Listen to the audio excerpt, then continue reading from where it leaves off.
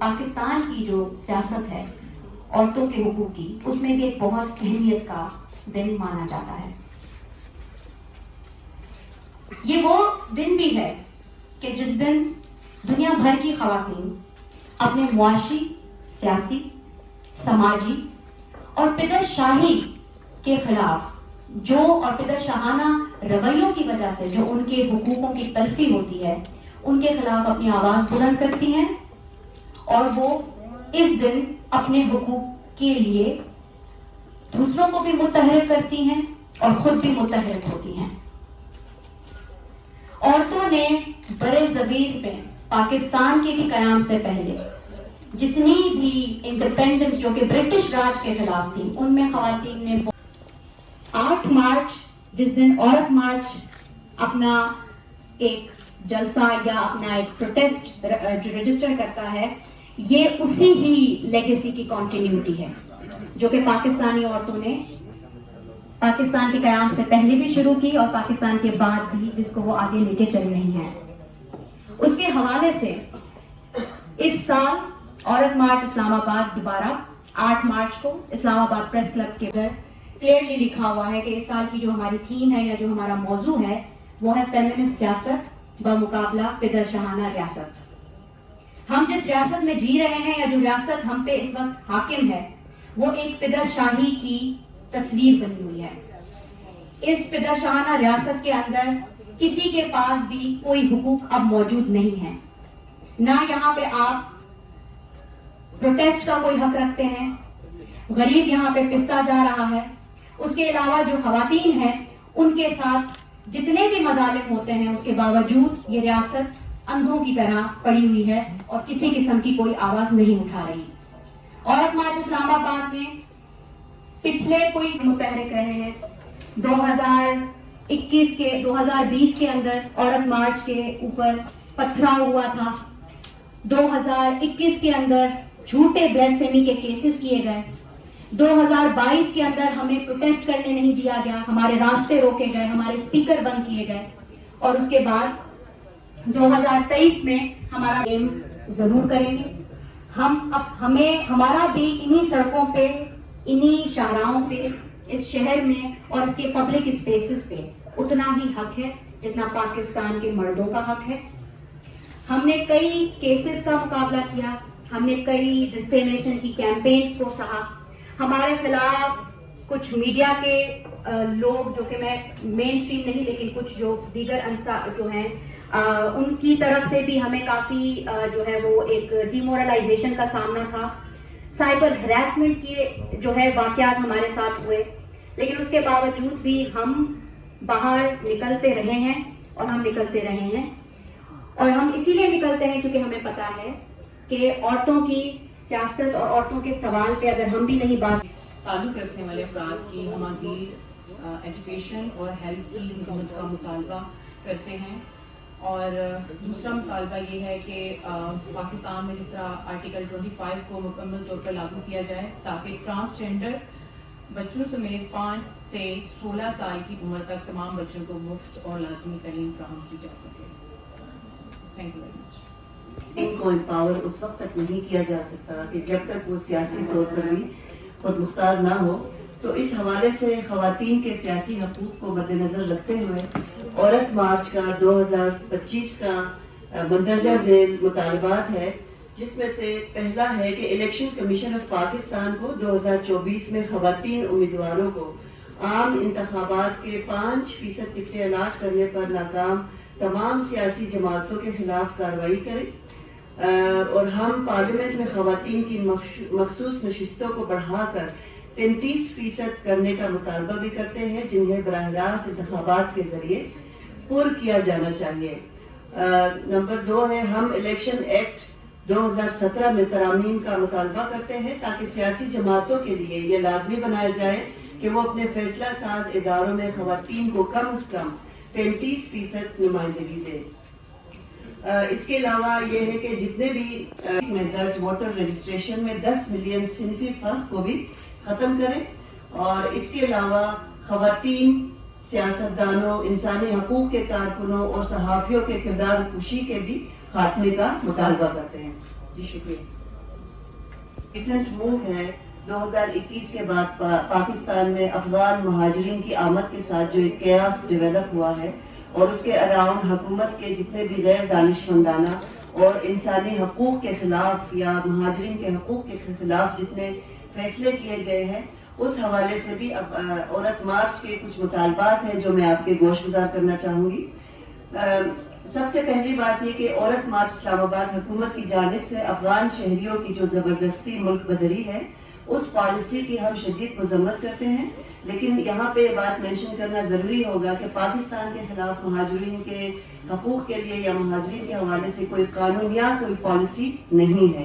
تو اگر اس پالیسی کی ہم مذمت بھی کرتے ہیں تو there is no policy, it is just happening around کہ حکومت نوٹیفیکیشنز کے ذریعے مہاجرین کے حقوق کی خلاف ورزی کر رہی ہے. اس بحران کو عورت مارچ یہ سمجھتی ہے کہ یہ ہم ایسے ترقیاتی اقدام کو مسترد کرتے ہیں جو ماحولیاتی پائیداری اور شہریوں کے حقوق پر کارپوریٹ منافع کو ترجیح دیتی ہیں. شکریہ. ضبط کا قانون ہے جسے peaceful assembly and public order act 2024 ہے، کیونکہ ہم اس کی مخالفت کرتے ہیں صرف اس بنیاد پر کہ یہ ہمارے جدوجہد ہے ہماری وہ ان دونوں پیکا اور یہ جو پیسفل اسمبلی کا جو ایکٹ ہے اس کے خلاف ہے، اور ہمارا مطالبہ ہے کہ اس میں کی جانے والی حالیہ ترامیم کو فعل فور ختم کیا جائے. اور اس کے ساتھ ہم مطالبہ کرتے ہیں کہ 8 تاریخ کو جو ہمارا ہم بار بار اپنی جو ڈیمانڈز ہیں ان کو دہراتے ہیں. تو یہ آپ کے سامنے سب نے پیش کی. اسلام آباد عورت مارچ اسلام آباد کی طرف سے ہم یہ ایک مطالبہ رکھ رہے ہیں کہ 8 مارچ جو عورتوں کا عالمی دن ہے اس سے پاکستان میں اس دن جو ہے وہ قومی سطح کے اوپر چھٹی ڈکلیئر کی جائے، کیونکہ آپ جانتے ہیں کہ ہماری جو بہت ساری خواتین ہیں کیونکہ جو گھریلو میں آج یہاں آئی ہوں اور یہ بتانے کے لیے کہ اب میرے اندر وہ کشورداہی ان تک چلی گئی ہے جو کہتی تھی کہ ہم گناہگار ہوتے ہیں. یہ میری اگلی جنریشن جو ہے نا میرے لیے بہت فخر کی بات ہے، اور آپ سب کے لیے بھی کہ آپ کی بھی وہ بہن اور دوست ہے. بہن کا رشتہ صرف نہیں ہوتا، دوست کا رشتہ، مرد اور عورت کا دوست کا رشتہ بھی ہے. اور ہم نے اپنی دوستوں کو استوار کرنا ہے، اس میں آگے بڑھنا ہے. اور اس میں آج میں اس وقت میں دیکھ رہی تھی بڑی شیرنی میں بولے جا رہے لڑکیاں خاموش بیٹھی ہیں. اس لیے میں نے خاموش بیٹھی ہے. دیکھیں اندر سے ان کے نکلے گا کیا؟ اندر سے اگر شخص نہ نکلے، اگر فن نہ نکلے، اگر آواز نہ نکلے، اگر طاقت نہ نکلے تو کوئی فائدہ نہیں. کہ وہ جو مشاعرہ کبھی ہوتے کر رہے ہوتے تو نوجوان آئے ہوتے ہیں تو وہ سیٹی بجاتے ہیں اور شور مچاتے ہیں، نقلیں بھی کرتے ہیں. تو اس دفعہ کے جلسے میں زہرا آپا آئی ہوئی تھی کراچی سے، وہ پہلے امریکہ ہوتی لندن ہوتی تھی. انہوں نے کھڑے ہو کے اسی وقت کہا بیٹا آپ سرکس میں نہیں آئے ہوئے، آپ آئے ہوئے ہو مشاعرے میں، ذرا بیٹھ کے دھیان سے ذات دو اور شعر سنو. تو اس لیے ہم نے اپنے بچوں کو صرف ایک چیز سکھائی ہے، کھڑے ہو کے ٹکڑی ہے جان ہے یہ، ابھی تک یہ چیزیں ختم نہیں ہوئی. تو میرے بچوں ہم نے اپنے بچوں کو یہ سکھایا، ہم نے اپنے بچوں کو یہ سکھایا کہ ہمارے بچے جو ہے ہمارے سامنے مقابلہ بھی کرے اور ہمارے سامنے ہمیں کون نہیں مار کے گزرے گا. مطلب یہ میری جوانی میں ہوتا رہا کہ میں جا رہی ہوں اسکول کالج، کون نہیں مار کے لڑ جائے.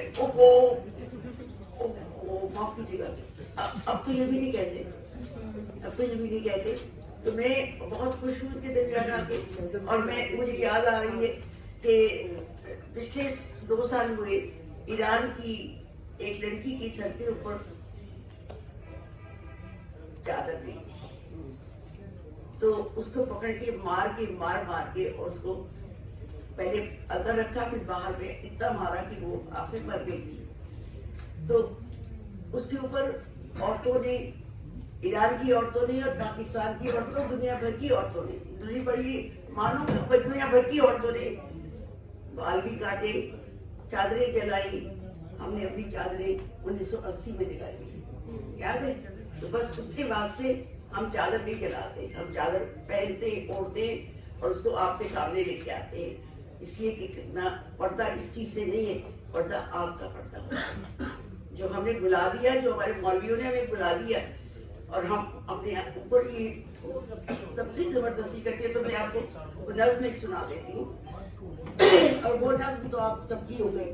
گناہگار عورتیں تو ہماری نظر میں یوسف کا دیدار کرتے ہوئے اپنی انگلیاں کاٹ رہی تھی, انہیں کسی مذہب نے مذہب کی زنجیر نہیں پہنائی تھی. حافظ و سعدی کی زمین میں پاسداران انقلاب جوان بچی کو تنبیہ کرتے ہوئے جان سے مار ڈالے وہ عین اسلام سمجھتے ہیں. فروغ فروزدار کے ملک میں عورتیں اسکارف اور دوپٹے جلا رہی ہیں, احتجاج میں بال کاٹ رہی ہیں. شخصی آزادی کے لیے ساری دنیا کی عورتیں اور مرد نارازن ہیں. احمد چاملو اور جاوید بنائی یہ بڑے شاعر تھے وہاں کے, کہہ رہے ہیں زن زندگی اور آزادی یہ نعرہ ہے عورتوں کا بھی, اور یہاں بھی ہونا چاہیے زن زندگی اور آزادی. مذہب کے برگزاروں کو بیانہ بنانے کو بس چلے تو درختوں کو بھی حجاب پہنا دیں. یہ تو لیکتی شاخیں دیکھ کر ہونٹوں پہ زبان پھیرتے ہیں. عقیدوں کی غلام گردشوں میں عورت کو مقید کرنے اور دنیا کے تمام امام و شیوخ کو یاد دلاؤں, سن لو, دنیا کے تمام امام و شیوخ کو یاد دلاؤں جب قبر سے اٹھائے جائیں گے, ماں کے نام سے پکارے جائیں گے. ان ناظرین کو اپنی بخشش کی فکر ہوگی کہ اس وقت بھی عورتوں کو حشر کے میدان میں حجاب پہنانے کو بھاگتے کریں گے. یہ ہے بنیاد ہماری. زن زندگی آزادی, زن زندگی آزادی, زن زندگی آزادی.